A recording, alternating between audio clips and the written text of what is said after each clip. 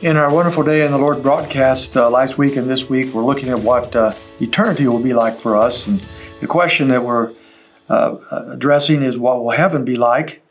And we're looking at various topics along that line. Today is marriage. This is going to kind of bank off what we did yesterday concerning our appearance and our and so forth, and relationships in heaven. But marriage is an interesting one. And in the Gospels, in chapter 22 of Matthew, the Sadducees, which is a sect of the Jews that didn't believe in the resurrection, thought they had a perfect way of tripping up Jesus.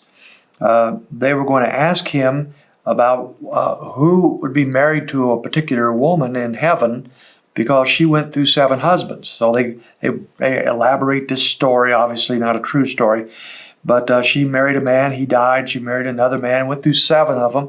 Now, I don't know about you, but if I was number 6 or 7, I'd start getting a little nervous being involved with this woman, but it's just a made-up story. So they get to the 7th one, and he dies as well. And then they ask the question in verse 28, "In the resurrection, therefore, whose wife of the 7 will she be?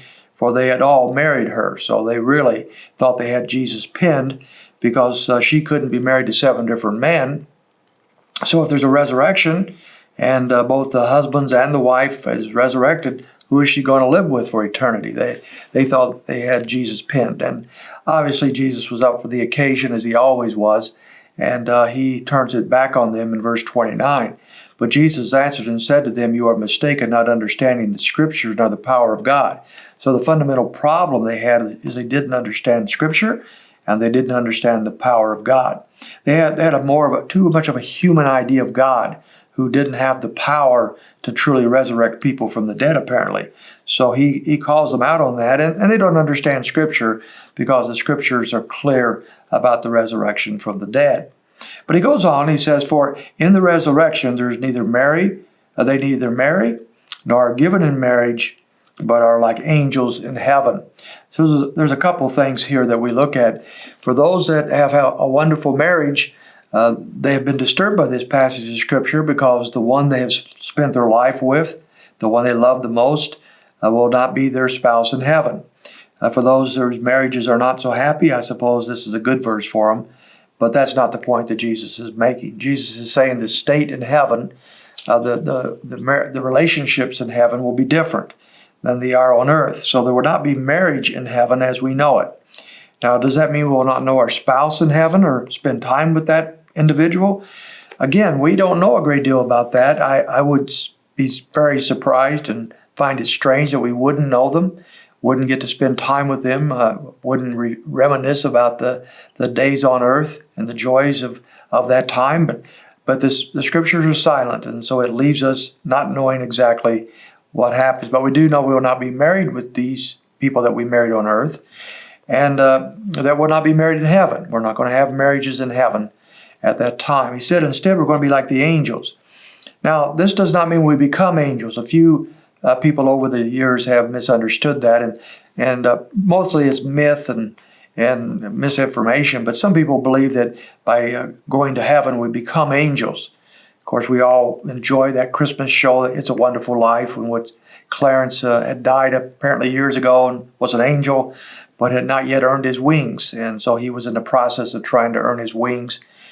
And whenever you hear a bell ring, the angel earns his wings. And it's a wonderful story. We all enjoy that, but it's not biblical in the least. People do not become angels when they die. It's a totally different group of people. People are a race of people made in the image of God. Angels are created spirit beings. They're a host. There's no connection between angels and people in that regard. And so we do not become angels. But what we do find here is that angels do exist in heaven. We're not surprised by that. We find that throughout Scripture. So angels do exist in heaven, and they're not married. They're spirit beings, and so there's no reason for them to be married. So what we find populating heaven is spirit beings such as angels and those others, spirit beings that may not be called angels as such, but we find them in the book of Revelation, for example.